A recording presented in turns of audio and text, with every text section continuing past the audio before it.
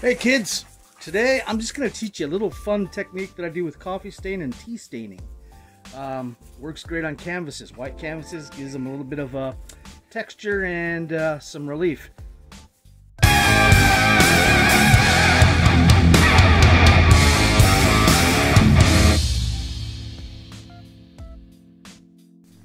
So, what it was, don't pee on my tent. God damn it, Hoggle. Sorry, issues. Hey, get out of there. So I took my interior walls down, and they're in pretty bad condition because of, you know, the little rotten dogs that I got. But have gotten stained over the years from touching the ground, mud, other various different things that are always, you know, you get from canvas tents and camping and being around smoke and stuff. So they're looking pretty bad. Got myself a new TP canvas cover. So the one that I'm in right now, I'm going to be donating it to some friends. And I'm going to put the smaller one up here shortly. But I'm keeping the walls. So I'll be doing another video when I get that one down, because I'm going to show you guys how I paint the exterior of a teepee. But anyways, the interior walls, I've taken them down and they were pretty bad condition. So what I've been doing is coffee staining them and tea staining. I don't know if you guys have ever done that with canvas before, or any white clothing or any other materials in clothing.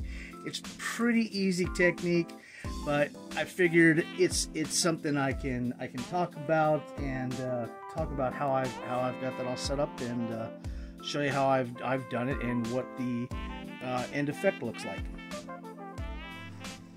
So besides the staining, let's use touch, show you a little bit of there's been a lot of questions out there on, like, what do you do to paint on tents? This is a old GI tent, it's a canvas one, and what I'm doing with this is I'm just patching it up. It's an old World War II canvas tent, so repurposed it, pulled it back up. Gonna probably turn it into one of my post-apocalyptic digs, but at the same time I'm kind of turning it into this weird orcish looking design for the Ren fairs and whatever camping that I want to do in this thing. But on this thing, this is normal everyday. It's toll paint. Toll paint is, I'll show you here in a second. It's this type of brand stuff. This is Applebee. You can get this at Walmart. But that's pretty much what I'm using to paint on the canvas. I've done some regular paintings of different murals and some what I call war banners that have been painted on different fabrics and canvas and stuff like that. And man, I've had some of this stuff out for 20 years, and it lasts. The fading is minimal, and it's easy, cheap alternative to use. And in a pinch, it almost acts like a way to seal up some of the canvas and the cracks and things like that. But besides that, what I've been doing with that is, so what these are, is I've been taking a glue called E6000, and is it E6000 or E2000? It's a silver container. You can get it at Wally World as well. And I put a little bit of that down, and I sandwich it in between two pieces of canvas, and it makes a great instant repair for any holes in canvas. You probably use it for nylon tents too, but it's what I've been using. And then on top of those patches, I'm taking actually regular fabric and kind of patching them, because it's for the theme stuff that I do. But in a second here, I will show you the canvas and more on the coffee staining.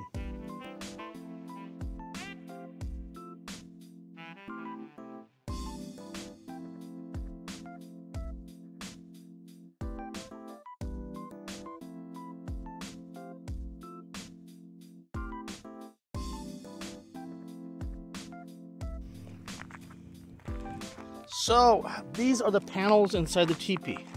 There's 3 of them. There's one in the back and then 2 wrapped around the side. And they were like, this is one of the stains that's occurred naturally. That big old ugly stain right there. And so rather than try to clean it off because it just wasn't going to work, is what I've been doing is taking coffee and tea, and going over top of them. Something left from the other night because we had a little bit of rain too. And I take the coffee and the tea. I'm putting it in a spray bottle, and I just spray it and toss it around and give it a little bit of time to soak in, and we get kind of a neat mottled effect with it. And to me it looks like a more natural cave element, more interest in the background. So you're not just looking at a plain white canvas thing, unless that's your thing and you dig that. I'm not a fan. I like kind of earthy tones. But this is about the second day now. I've been coming out here, and what I've been doing is taking a spray bottle and filled it with some coffee that we didn't drink, which is a sin right there, and doing just that. You gotta move, but you can get coffee in your feet. You get coffee in your feet. You gotta go, buddy. And I've been just kind of splashing it around, spray it, and building up different textures. I'll give it a little of this sprayed texture first, and then when I'm done, I'll go back in and kind of splash around so I get some more drips and some larger elements to the staining process. But it's really as simple as this. And once I'm all done with that, I'll hose it down and get a lot of the grounds off. And once it's thoroughly dry, it'll stain the fabric and stain pretty much whatever you go about using the coffee stain on. Like I said, again, personally, I like the look, and the smell you can't beat either if you're a coffee fan. But it's about as simple as that. So I'm going to continue this. I'm going to spray these down a little more here, and I'll come back and show you some more texture. I do with kind of the splashes, and that's about all I can show you today. And then we'll revisit this again tomorrow. I'll probably do about 3 layers, 3 days worth of speckling it and staining it, and then I'll hose it off, and I'll show you the end result after that.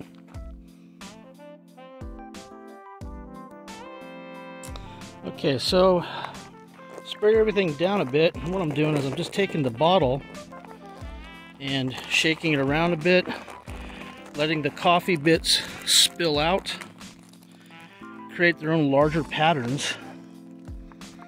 And once that's done, just let them air dry, and they'll create dark marks where they soak into the canvas and whatnot. And that's how you get your speckled, layered patterning to everything like that. But yeah, like I say, once that dries, the pigment that's in it, that's caused from either the tea and the coffee, will stain into the fabric. And like I say, it's getting a neat patterning, kind of a bit of like a natural camouflage done with browns. To me, it looks like the interior of a cave.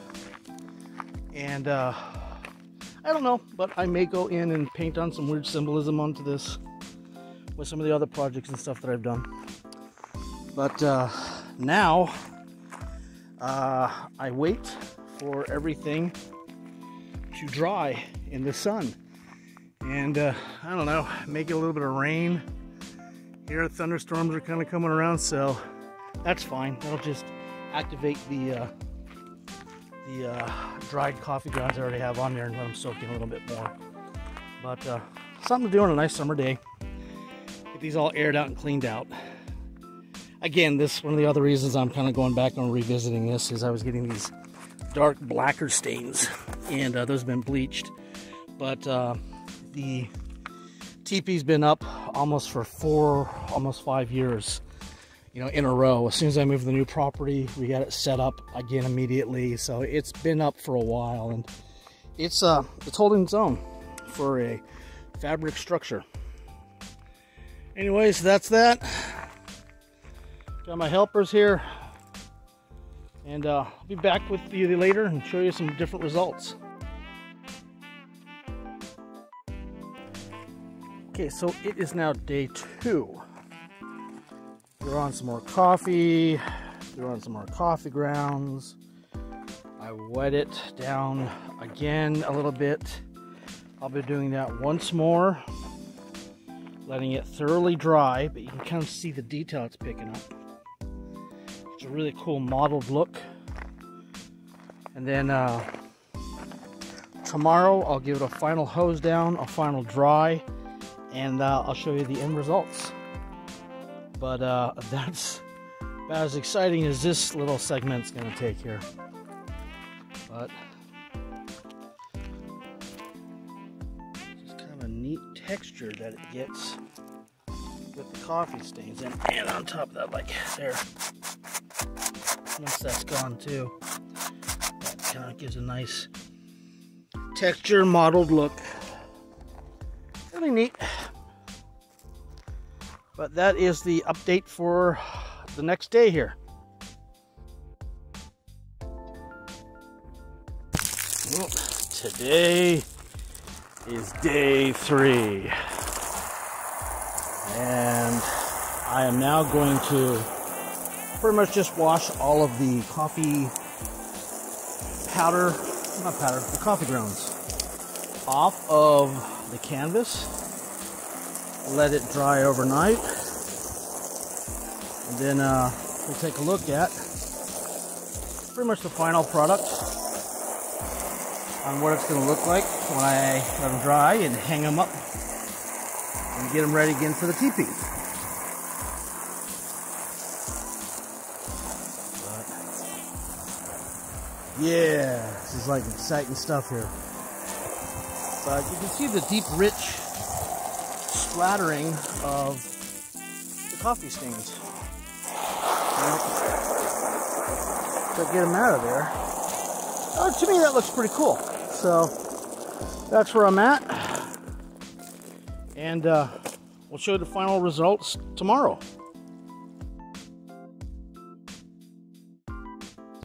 Okay, another boring little talk about my stuff that I did here. So everything's dry now, and this is the end results.